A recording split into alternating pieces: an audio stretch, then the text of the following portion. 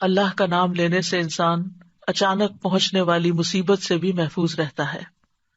عثمان بن عفان کہتے ہیں، میں نے رسول اللہ صلی اللہ علیہ وسلم سے سنا، آپ فرماتے تھے، جس نے شام کو 3 بار یہ دعا پڑھ لی اسے صبح تک کوئی اچانک مصیبت نہیں آئے گی، کوئی اچانک مصیبت نہیں آئے گی۔ یعنی اس کا مطلب نہیں کہ دوسری آ جائے گی، یعنی ایک دم کسی قسم کی پریشانی اس کو لاحق نہیں ہوگی۔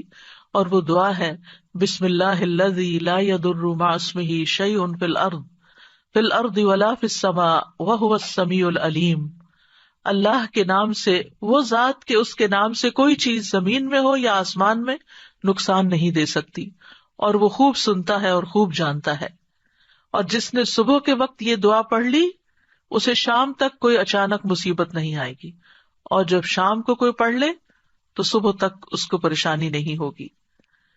اسی طرح اگر انسان بسم اللہ نہیں پڑھتا تو یاد رکھیے کہ بسم اللہ نہ پڑھنے کا نقصان یہ ہے، ابن عباس کہتے ہیں کہ ابلیس نے اللہ تعالیٰ سے کہا کہ تو نے اپنی ساری مخلوق کا رزق واضح کر دیا ہے، میرا رزق کس میں ہے؟ تو اللہ تعالیٰ نے فرمایا، ہر اس چیز میں جس پر میرا نام نہ لیا جائے۔ تو گویا جس چیز پر ہم اللہ کا نام نہیں لیتے وہ رزق پھر شیطان کے حصے میں چلا جاتا ہے، گویا ہم اپنے دشمن ہی کو فیڈ کرتے ہیں۔ قیامت کے دن بھی اللہ کے نام سے وزنی کوئی چیز نہ ہوگی۔ پھر اسی طرح یعنی اس دعا کے پڑھنے کے مواقع کون کون سے ہیں؟ نمبر 1، ہر کام شروع کرنے سے پہلے، تاکہ اس میں برکت اور مدد حاصل ہو، اس کے اندر قبولیت ہو، ہمیں اخلاص نصیب ہو۔ پھر خاص طور پر کھانا کھانے سے پہلے حضرت عائشہ کہتی ہیں کہ رسول اللہ صلی اللہ علیہ وسلم نے فرمایا، جب تم میں سے کوئی کھانا کھانے لگے تو چاہیے کہ اللہ تعالیٰ کا نام لے، پھر اگر شروع میں اللہ تعالیٰ کا نام لینا بھول جائے تو چاہیے کہ یوں کہے، بسم اللہ اولہ و آخرہ، اللہ کے نام سے اس کھانے کے شروع میں اور آخر میں بھی۔ پھر اسی طرح لباس اتارتے وقت بسم اللہ پڑھنی چاہیے۔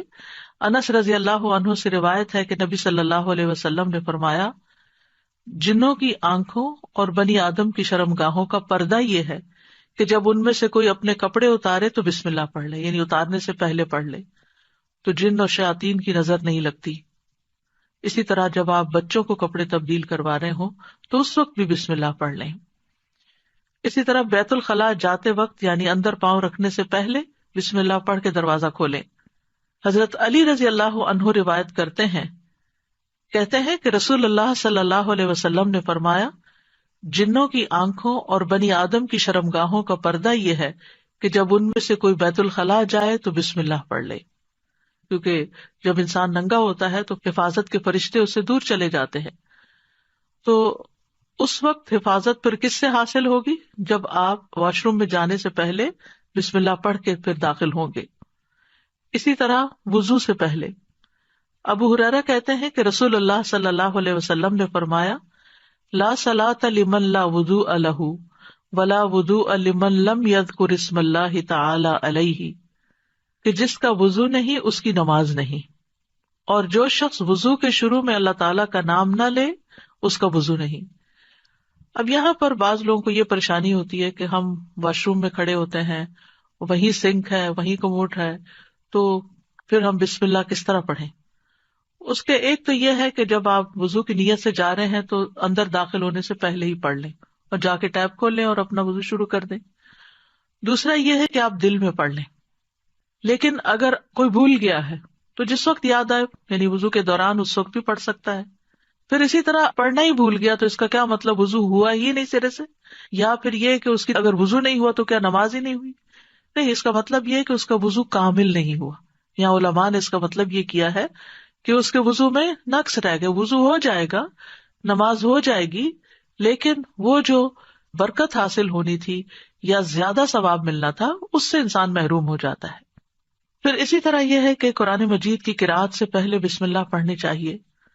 قتادہ سے روایت ہے، وہ کہتے ہیں کہ انس رضی اللہ عنہ سے سوال کیا گیا کہ نبی صلی اللہ علیہ وسلم کی قرأت کیسی تھی، تو انہوں نے بیان کیا کہ آپ صلی اللہ علیہ وسلم کھینچ کر پڑھتے تھے، پھر آپ نے بسم اللہ الرحمن الرحیم کو پڑھا، یعنی بسم اللہ الرحمن الرحیم، یعنی مد کے ساتھ پڑھتے تھے، الرحمن کو اور رحیم کو بھی کھینچ کر تلاوت کرتے تھے.